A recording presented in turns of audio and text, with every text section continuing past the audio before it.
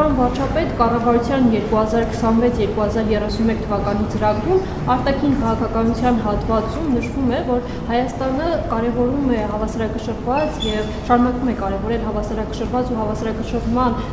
քաղաքականություն վարել, արտաքին քաղաքականություն վարել, քանի որ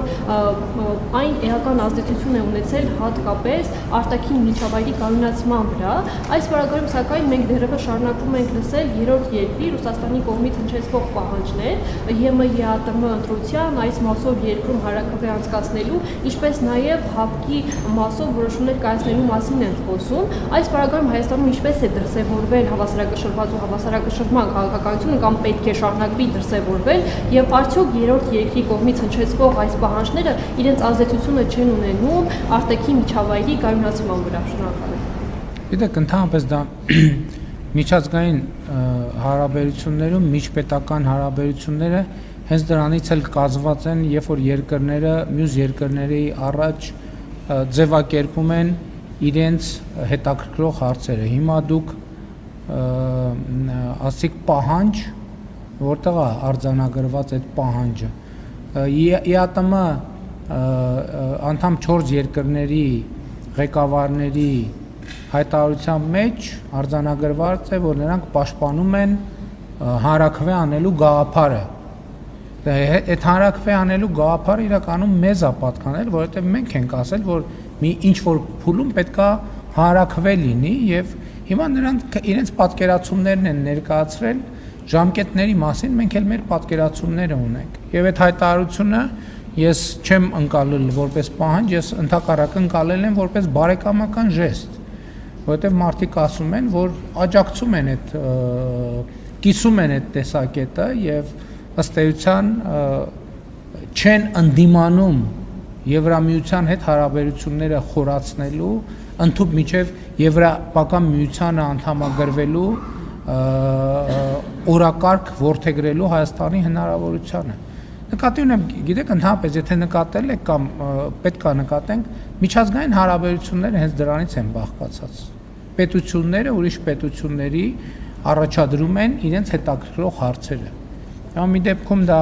մի կերպա ձևակերպում, երկրորդ դեպքում այլ կերպա ձևակերպում, երկրներն էլ այդ հարցերի վերաբերյալ ձևակերպում են իրենց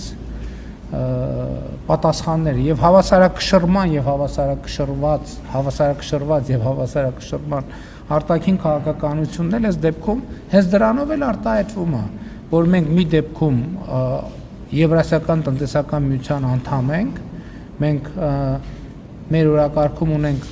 այդ երկրների հետ մեր հարաբերությունները զարգացնելու հարցը, մյուս կողմից տեսեք վերջին տարիներին մենք ռազմավարական համագործակցություն ենք սահմանել, ստեղծել Միացյալ Նահանգների հետ, Վրաստանի հետ, Չինաստանի հետ, Ֆրանսիայի հետ, Նիդերլանդների հետ եւ էլի Ղազախստանի հետ, դրանով արտահայտվում։ Նախկինում այսպիսի բան չկար։ Նախկինում մենք միայն մի ուղղությամբ ունենք ռազմավարական համագործակցություն։ Հիմա մենք բազմաթիվ ուղղություններով ունենք ռազմավարական համագործակցություն։ Օրինակ պաշտպանության ոլորտում ո՞նց է արտահայտվում հավասարակշռված եւ հավասարակշռման արտաքին քաղաքականությունը։ Արտահայտվում է նրանում, որ մենք նախկինում ռազմատեխնիկական ոլորտի մեր համագործակցության 85-90%-ը մի ուղղությամբ էր։ Հիմա մենք տասնյակ ուղղություններով ռազմատեխնիկական համագործակցություն ունենք եւ մայիսի 28-ի զորահանդեսի ժամանակ դուք դա տեսաք։ Այնտեղ կային, ես թիվը ասել էի, կարծեմ 7 երկրի արտադրության զորահանդեսին։ Մենք սպառազինություն եւ տեխնիկա ենք ցույց տվել։ Եթե հիմա դուք արխիվից հանեք նախկինում Հայաստանում տեղի ունեցած զորահանդեսների տեսագրությունը կամ ինֆորմացիան, կտեսնեք, որ այնտեղով 90%-ով մի, եթե ոչ ավել, մի երկրի արտադրության տեխնիկա է ցուցադրվել։ Սրա մասին է խոսքը։ Եվ նաև դա տնտեսական ոլորտում պետք է արտահայտվի եւ այնտեղ որտեղ արտահայտել է դա, հասցրել է արտահայտվի, մենք ակնհայտ հաջողություններ ունենք։ Այնտեղ որտեղ ոչ, ակնհայտ է այդ հավասարակշռումը չիրականացնելու հետևանքները։